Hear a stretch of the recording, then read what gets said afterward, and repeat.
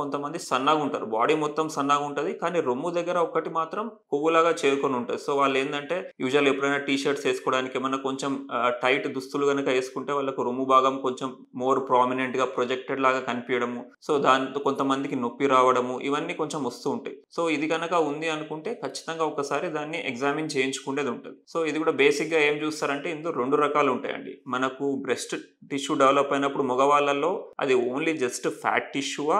లేదు అంటే అందులో ఏమన్నా గ్లాండ్యులర్ టిష్యూ కూడా అంటే బ్రెస్ట్ టిష్యూ అనేది ఎక్కువ ఏమన్నా డెవలప్ అవుతుందా అనేది చూసుకోవాలి. ఒకవేళ ఉండాల్సిన దానికన్నా బ్రెస్ట్ టిష్యూ గనుక ఎక్కువ డెవలప్ అవుతుంది అనుకుంటే కొంచెం చూడ్డానికి ఇట్లా ఇప్పటిదాకా చెప్పినట్టు టైట్ దుస్తులేసుకున్నప్పుడు కొంచెం ఎక్కువ ప్రొజెక్టెడ్‌గా అనిపియడము, ఎక్కువ కొంచెం వికారంగా కనిపియడము, దాని నుంచి నొప్పి రావడము ఇలా ఉంటది. సో, ఇలా ఉన్నప్పుడు ఏం చేస్తారంటే యూజువల్‌గా ఒక బ్లడ్ టెస్ట్ అనేది చేయించుకోవాలి. సీరమ్ ప్రొలాక్టిన్ లెవెల్స్ అనేది చేయించుకుంటారు. ఈ ప్రొలాక్టిన్ లెవెల్స్ కనుక మామూలు ఉండేదానికన్నా ఎక్కువ మరి ఎక్సెస్ లెవెల్స్‌లో ఉన్నాయి అనుకుంటే ఫర్దర్ ఇన్వెస్టిగేషన్స్ చేసేదుంటది. సో, మన ప్రొలాక్టిన్ అనేది బేసిక్‌గా పిట్యూటరీ హార్మోన్ అండి. పిట్యూటరీ నుంచి రిలీజ్ అవుతూ ఉంటది. సో, కొంతమందిలో అబ్నార్మల్ లెవెల్స్ ఆఫ్ ప్రొలాక్టిన్ ఉంటది. గైనకోమాస్టియా ఉంటది. వేరే సింప్టమ్స్ ఉంటాయి. సో, అలా ఉన్నప్పుడు ఖచ్చితంగా ఒకసారి మెదడుకు ఒకసారి స్కాన్ చేసుకొని ఏమన్నా పిట్యూటరీ అడినోమా లాంటివి ఏమన్నా ఉన్నాయా అనేది చెక్ చేసుకునేదుంటది. దీంతో పాటు మామూలుగా మనం చేసుకునే అల్ట్రాసౌండ్ చేయించుకుంటే మనకు రొమ్ములో ఉండేది నార్మల్ ఫ్యాట్ టిష్యూవా? లేకుంటే ఈ గ్లాండ్యులర్ టిష్యూ అని యూజువల్‌గా రేడియాలజిస్ట్ వాళ్ళు చెప్తారు.